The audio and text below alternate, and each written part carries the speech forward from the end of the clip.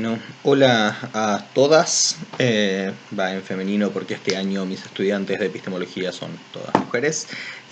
Me toca presentarles hoy para nuestro curso de epistemología en KS el capítulo sobre el positivismo en ¿Qué es la sociología del conocimiento? De Michel Levy, ¿sí? Que es un texto que nos presenta, como ya les anticipé, una serie de críticas a las propuestas positivistas en ciencias sociales, en particular desde el punto de vista de la posibilidad de una ciencia que cumpla con el ideal de la neutralidad valorativa, o sea, el ideal de una ciencia libre de valores, ¿sí?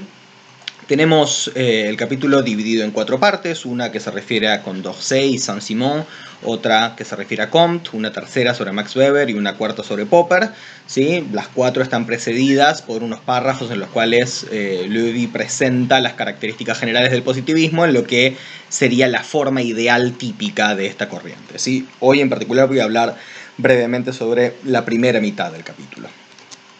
Las características que él identifica como propias del positivismo en su forma ideal típica son 3.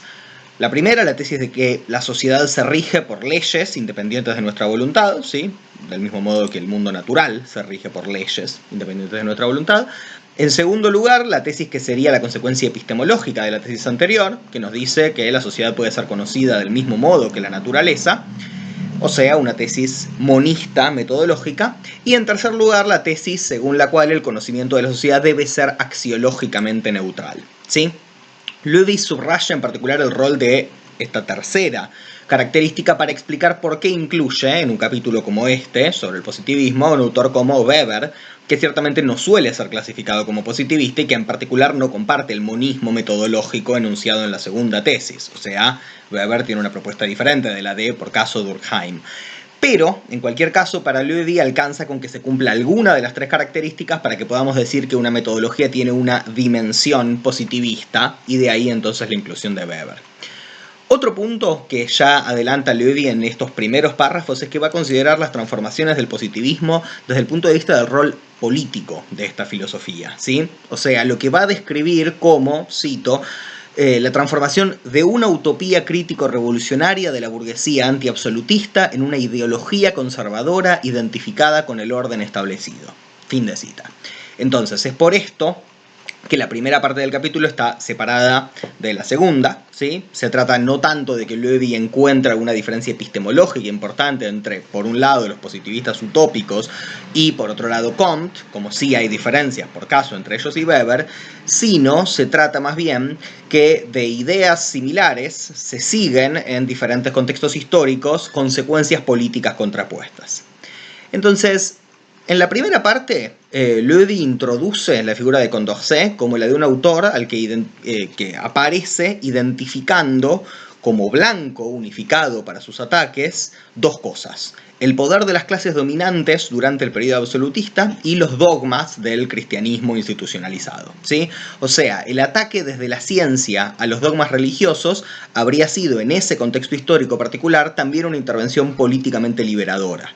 O sea, decir que el estudio de los hechos sociales había estado sometido a los intereses de todas las clases poderosas, supone decir que estos intereses de clase requerían de algún modo impedir el conocimiento científico, con lo cual, en la dirección inversa, promover este conocimiento implicaría de algún modo afectar aquellos intereses, ¿sí? Pero, y con esto volvemos a la tercera de las características que vimos que desglosaba Levy, este conocimiento científico no se presenta para Condorcet como guiado él mismo por los valores de otra clase, no dominante, sino como despojado de compromisos valorativos en absoluto, ¿sí? O sea, de nuevo, ciencia valorativamente neutral.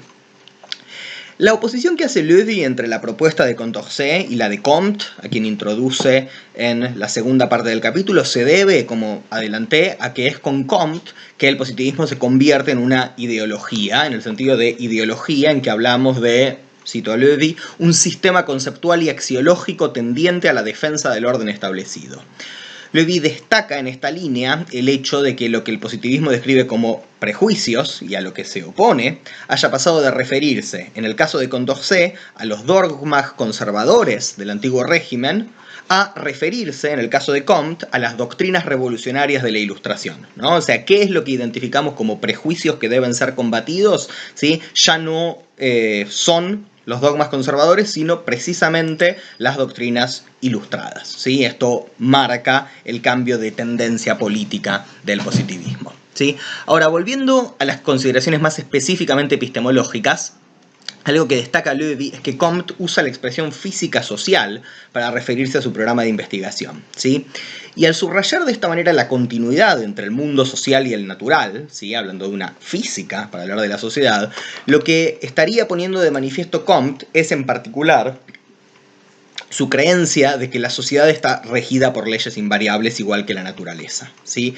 Y esto a su vez le da un fundamento a la neutralidad valorativa en la medida en que si la sociedad está sujeta a leyes invariables, la única actitud que podemos tener frente a esas leyes es constatar su existencia, del mismo modo que lo hacemos respecto de las leyes del mundo natural, que no intentamos cambiar. Entonces, hacer un juicio de valor sobre la forma en que funciona la sociedad sería, desde esta perspectiva, algo tan ridículo como cuestionar o elogiar las leyes que rigen el mundo físico, ¿sí? La siguiente figura del pensamiento positivista que Loewy nos presenta es Émile Durkheim, ¿sí? Que es a quien Loewy reconoce como el padre de la sociología positivista, más allá de que haya sido Comte el inventor de la palabra sociología, ¿sí? Durkheim es positivista ante todo en la medida en que considera que hay que extender la búsqueda de leyes desde el ámbito de las ciencias naturales al ámbito de las ciencias sociales. Durkheim, tal como Loewy lo reconstruye, no ignora que el ámbito del conocimiento social, a diferencia del conocimiento natural, es el escenario de la lucha entre intereses radicalmente opuestos, pero esto queda resuelto en el terreno de lo que Loewy llama la buena voluntad positiva, ¿sí? Alcanzaría con que el científico se proponga, por medio de un acto de voluntad, ponerse al margen de los intereses sociales en disputa y guiarse únicamente por la evidencia científica objetiva.